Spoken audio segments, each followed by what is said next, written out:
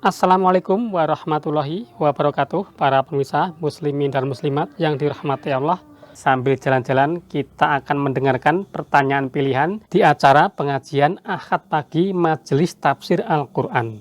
Dalam video perjalanan berikut ini kita akan dengarkan pertanyaan jamaah pengajian Ahad pagi bernama Bapak Suyadi dari Kabupaten Boyolali, Jawa Tengah. Beliau ini mengkhawatirkan ayahnya yang mengamalkan pengajian di MTA pernah diancam tetangganya. Nanti kalau meninggal dunia nggak akan diurusi katanya. Karena memang ini pernah terjadi di wilayah lain ketika warga binaan MTA meninggal dunia, jangankan diurusi, dimintai air untuk memandikan jenazah saja tidak dikasih oleh tetangga sekitarnya. Nah, ada dua pertanyaan yang beliau ajukan. Yang pertama, karena ayahnya Bapak Suyadi ini sudah lanjut usia, bolehkah berdoa memohon untuk cepat meninggal ketemu robnya?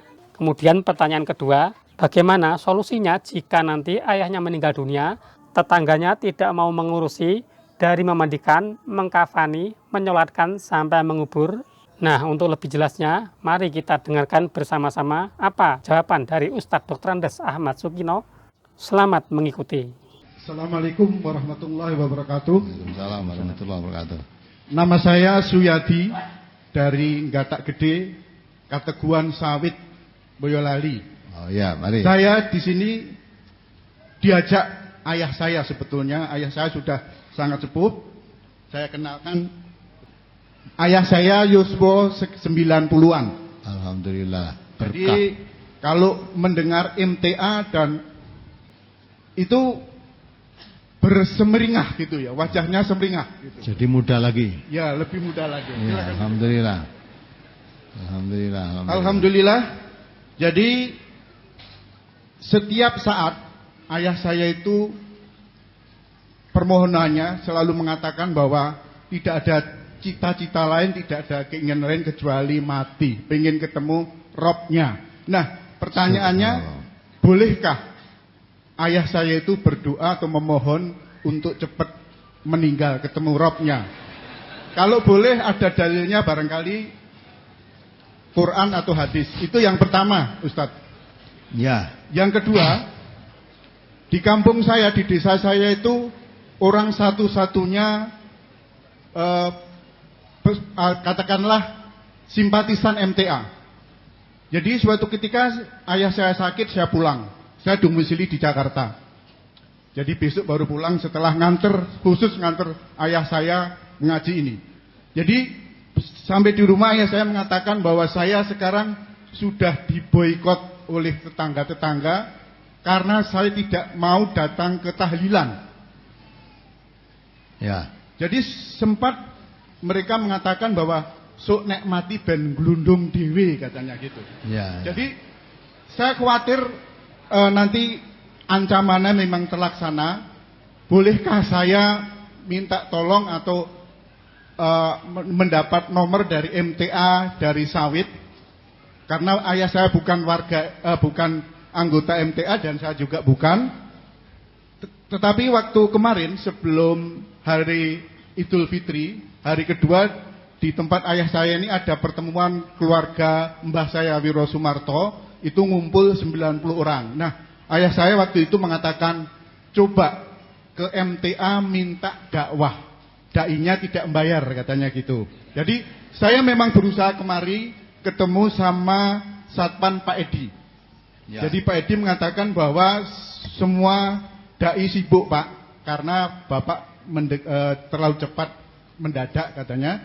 Dikasih nomor cabang dari Sawit yaitu Pak Sabani, Insinyur Mustajab dan Pak Daryono. Tiga nomor itu yang menjawab hanya satu, Pak Sabani. Itu pun setelah anak putranya dan anak putrinya. Akhirnya tidak ketemu tiga-tiganya. Betapa sulitnya, maksud saya begitu ya, untuk bisa ketemu untuk minta dakwah itu tadi. Nah, saya sampaikan kepada ayah saya, Pak, saya sampun berusaha untuk mencari dai dari MTA, tetapi ternyata belum rezekinya, saya bilang begitu. Ya nggak apa-apa, nanti dari lokal. Dan alhamdulillah dari tetangga bersedia menjadi untuk memberikan tausiah begitu. Nah, saran saya, usul saya, mungkin ada satu call center gitu, telepon, mungkin dari luar mungkin susah kami menghubungi. Siapa tahu kalau dari call center bisa lebih cepat. Saya membayangkan begini, bagaimana kalau ayah saya nanti wafat, saya jauh di Jakarta, sementara tetangga tidak ada yang mau ngurus. Itu saya yang saya khawatirkan, barangkali itu Ustaz. Terima kasih. Assalamualaikum warahmatullahi wabarakatuh. Waalaikumsalam warahmatullahi wabarakatuh. Jadi pertama, memohon atau berdoa lekas mati itu tidak ada benarnya. Ya. Karena hidup ini tidak usah minta lekas mati aja, nanti akan sampai kepada kematian. Kullu nafsin dha'iqatul maut. Setelah sampai pada saatnya mati akan mati. Tidak usah minta. Ya. Karena kematian itu sudah dibagi, masing-masing punya bagian satu-satu. Belum sampai, bagiannya belum sampai ya tidak akan datang. Tapi kalau sudah datang nggak bisa ditolak, maka tidak usah kita minta. Nah, kesempatan hidup yang masih diberikan oleh Allah ini kita gunakan, mumpung masih diberi kesempatan hidup, untuk memperbanyak sangu persiapan untuk mati. Jadi perbanyak sangu untuk mati. Kalau sudah mati kan sudah tidak bisa mengumpulkan sangu. Tapi harus yakin mati itu bakal datang. Lah yang dibawa apa? Nah itu sangunya mati itu. Kalau kata Allah sangunya mati itu apa? Amal soleh. Karena yauma la yanfa'u malun wala banun illa man atallah biqalbin salim.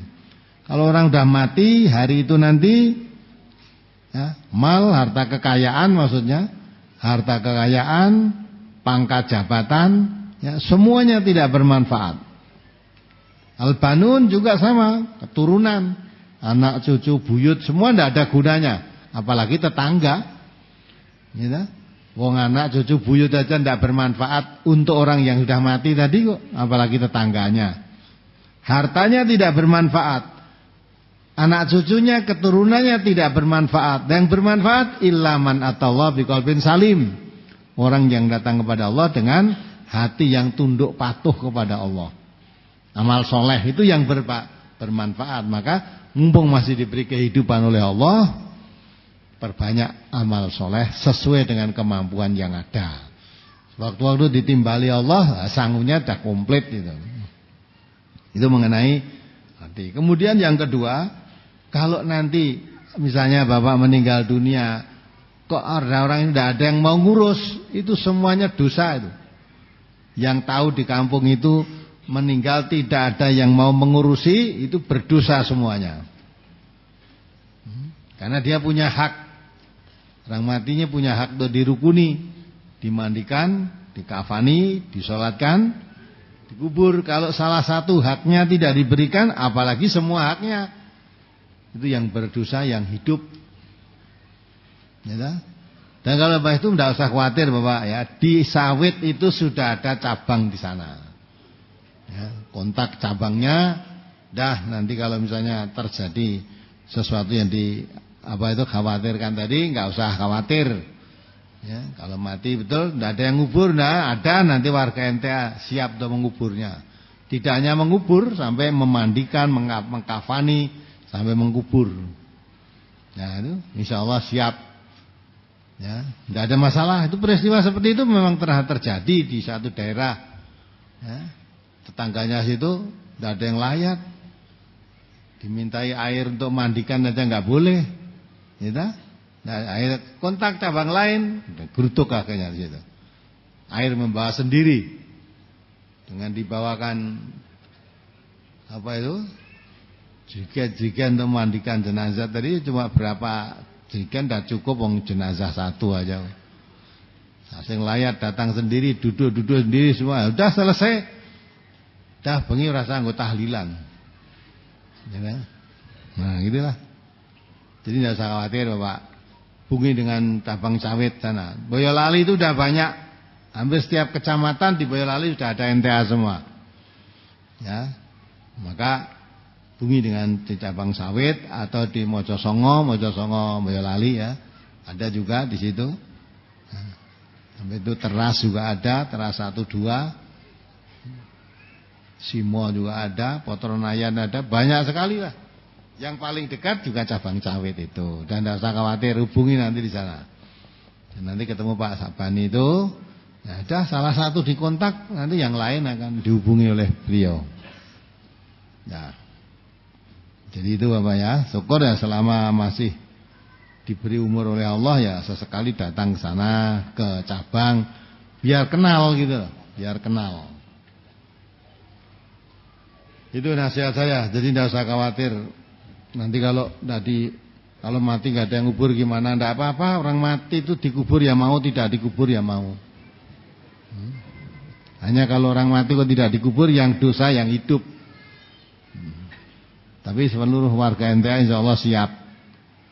Nah, kalau terjadi itu betul-betul siap kita menguburnya, memberikan, memandikan, mengkafani, menyolatkan, mengubur. Ya.